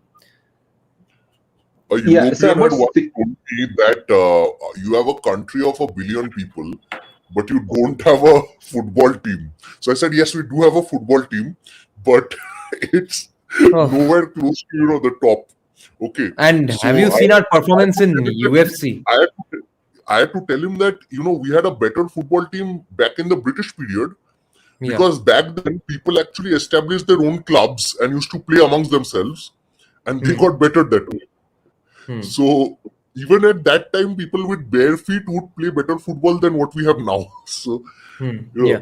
that's the whole government involvement right there. Yeah. Uneducated people are the best utilitarians. You'll have to redefine the utility of paying for education when they would get for free and a meal otherwise. No, true, but anyway, see, if people don't really, if there are some parents who don't want to send their kids to school, there's nothing that you can actually do about it. But the thing is, nobody's going to give them like free money, right? So if in the voucher scheme, then they'll only be able to avail of education in the transitionary move. And beyond that, if some people don't want to send their kids to school, that is just a part of things. I mean, there'll be automatically corrective cycle around it. So. Our friend channel is saying, who has ever had an excellent experience interacting with an SBI clerk? I mean, you are lucky if somebody was able to actually interact with them, because it's always lunch break. And anybody who actually interacts with them is lucky. First of all, you won't even see them. So, Yeah. Now, Ajay, what do we do about unions? Should they be what is, allowed and should they be not allowed? Teachers unions. okay. Teachers unions absolutely should not be allowed. So any government sector, I don't think unions should be allowed. In the private sector, unions, if a bunch of people get together and voluntarily want to see, for example, you have a software company and suddenly all the employees come and say, you know what, the wages are not enough. So we have offers from another company. Either you hike it up, all of us, 10 of us, the core team, or we're just going to jump. And they have to negotiate with the company. The company can say, you know what, I need you guys, I'll pay you. Or they'll say, fine, I'll find somebody else, I'll hire somebody else, and that is fine. It's a voluntary transaction. As long as that happens, it's fine. But as long as they say, you have to listen to whatever the union decides, because the government has created some rules, that is wrong. So we oppose government intervention in the whole, labor union versus company transactions. And on top of that, I believe very strongly that there should be no unions in the government sector. So if you're a teacher in a government school, the assumption is that you're serving the public, or at least that's what they claim, even though they're not. They're doing a shitty job at it. That's the assumption. Yeah. Then what are you again saying? Like, you are the government that's supposed to take care of everything. You already decided the pay scales. Now, what is this union nonsense again? Absolutely must be. Yeah, seriously, what the heck, right? Just get rid of them, and Union leaders are just politicians who belong to the same job as you, and then they control the transfers and all. Like, matlab, if half your life or 70% of your life is spent in getting a good transfer, then कब पढ़ाओगे? When will you teach? What will you teach? Whom will you teach? Yeah. Right? And this will always remain. Whenever government is involved, there will always be one neta or another you have to oil and whatever, and your energy will go in that. पढ़ाना छोड़ के सब हो रहा है basically. Yeah.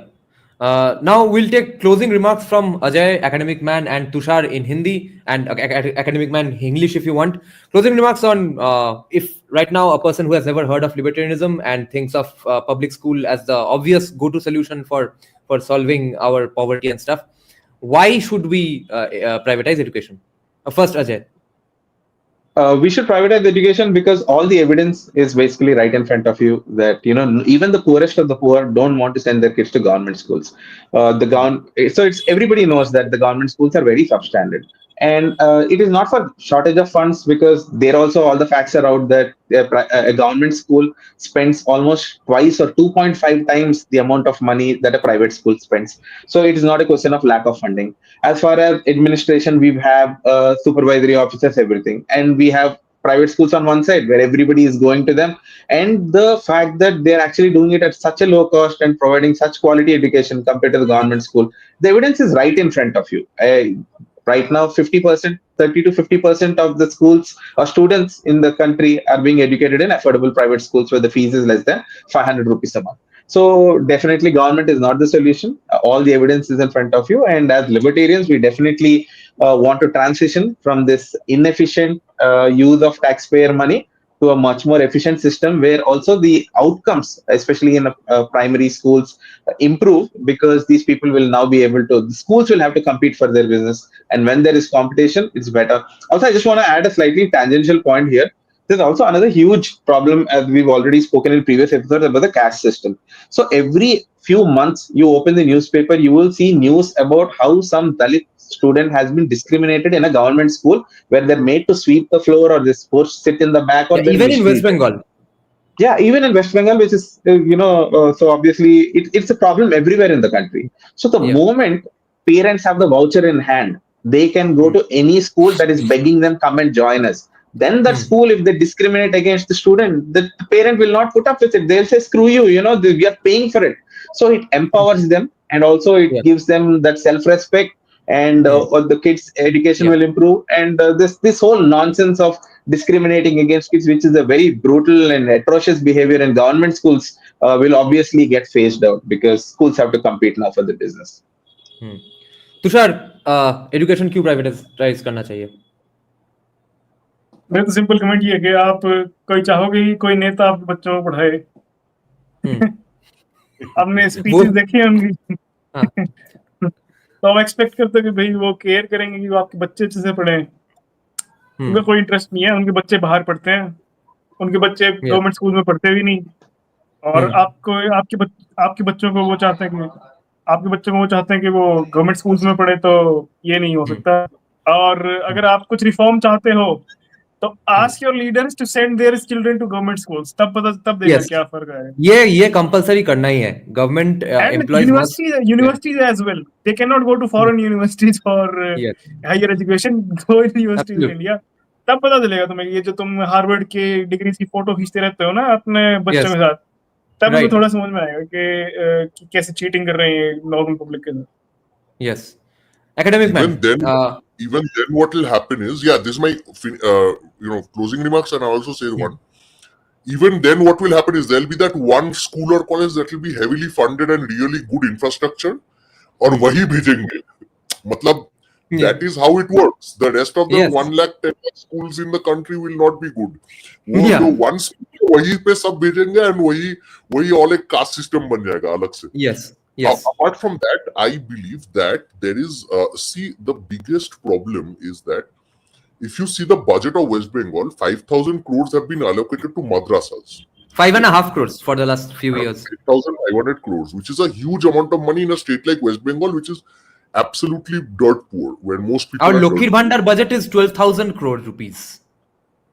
वो तो छोड़ ही दो, वो तो मतलब भूल ही जाओ। वो सबको एलपीआई को भी वेस्ट बंगाल में पावर में आने के लिए लोकीर भंडार 2.0 करना पड़ेगा। So West Bengal people are so poor that anyway, forget that. My point is this, that see what happens is an interest group is created by whatever reason, and they tell the government ki bhai, if you spend on this, I will give you. If you spend taxpayers' money on my benefits, my institutions, then I will give you votes. Yeah. So what's happening is the rest of the taxpayers are being held hostage by the government for their votes, and other people are kind of getting their interests done by the government with your money. Okay, pura khatam kar do, and then you will see that how things change completely. But till the time that the government invests in education, there will be vested interests behind this investment, and that will never be your interest. That much I can say. Whoever is the viewer, I can guarantee you it will never be your interest that will be served.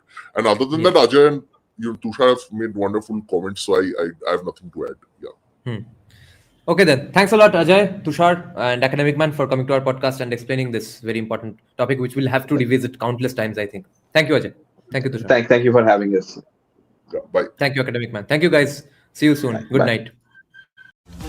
যদি সবাই ফিরে যায় ওরে ওরে ও ভাগা সবাই ফিরে যায় যদি গহন পথে যাওয়ার কালে কেউ ফিরে না যায় তবে পথের কাটা তুই রক্ত মাখা চরণ তলে একলা দলরে তুই রক্ত মাখা চরণ তলে একলা দলরে যদি তোর ডাক শুনে কেউ না তবে একলা চলো রে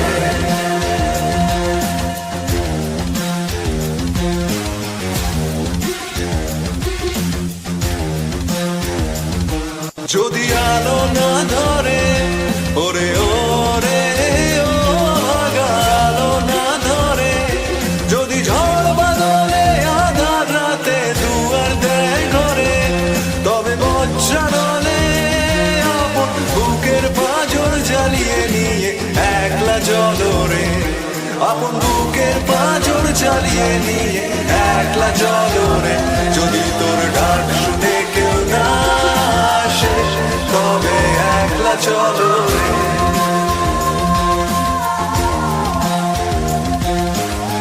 একলা চলো একলা চলো একলা চলো একলা চলো